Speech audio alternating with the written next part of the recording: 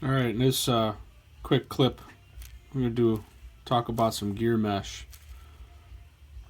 You can see in the background here I got the tools of the trade, if you will.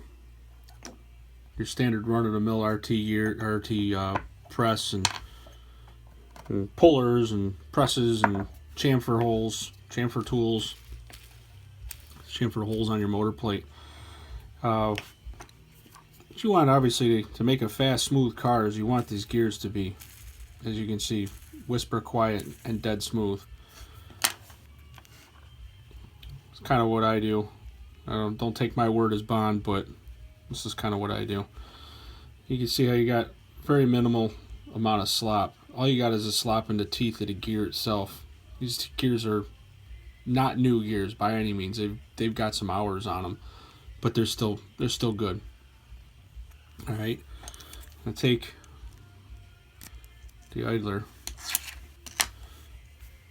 and I don't have a tool to press down the center pin, the idler post to spread it out, but I can mash it down by improvising by using the press, the gear press, because that tool, I guess, is difficult to get, and I didn't feel like spending the money for it. So I work with what I got, improvise. You chamfer the holes on the motor, chamfer the holes on the back, flatten the top, so that your idler gear has minimal amount of slop. And the same with your back gear.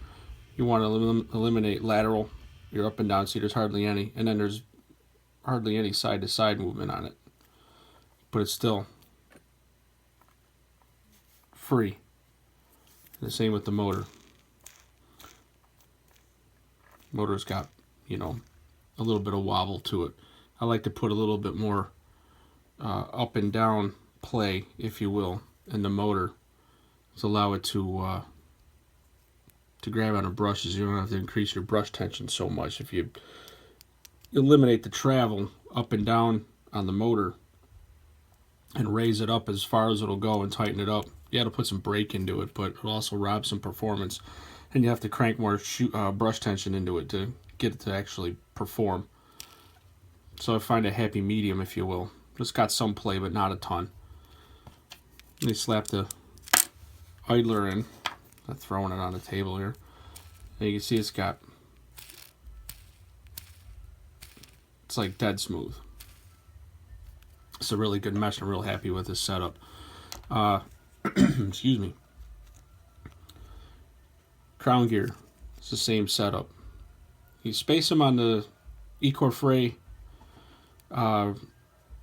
rules allow you to put the spacers on either side of the gear and the inside of the rails. On Nostalgia and Indy / Hot Rod, you can only do it on the outside of the rails. Chassis, whatever. So I spaced it on this one. This is an old Go-Go crown gear that I've had kicking around. It's a pretty nice crown gear. It's minimum 300 spec, 300 thou, meets minimum spec. But on this particular setup, using I have, this is funny, I use a stock 9-tooth. That's a stock Aurora 9-tooth. It's not a RT. I mean, it's a little cheaper to buy these. You run through them the same amount of time. You just chew them up, replace them, put new ones on. Because Delrin eats up, obviously, as we know, eats the brass up a lot quicker. Delrin's a very hard substance compared to the brass. When you slap the motor plate in, and get it in there, and the thing's super smooth. Basically, you want to set the lash on your lateral movement this way, back and forth, if you will, with proper spacers, so you're not binding, but you're eliminating a lot of flop in the gear. You can see I just got a little bit of play there. You can see the gear flopping around. It's me holding the top down. You got a little bit of play in it, which is fine. Probably get a little bit better with that, but I mean, I'm using 2 3 thou spacers on this side and a 10 thou on this side. I figured anything more than that, it was good. It was too tight. I played around with it for a good hour trying to trying to get it right, and that's what I came up with. So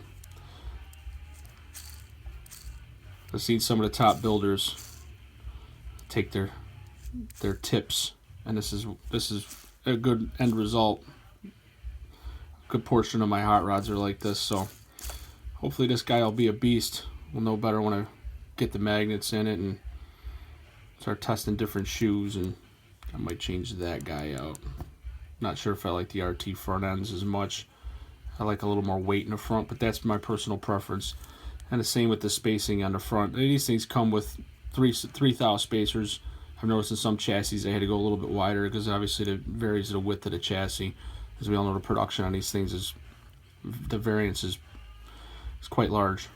With 3 thou spacers in it, you got very minimal amount of slop. I could actually use to tighten it up just a little bit, but it's not the end of the world.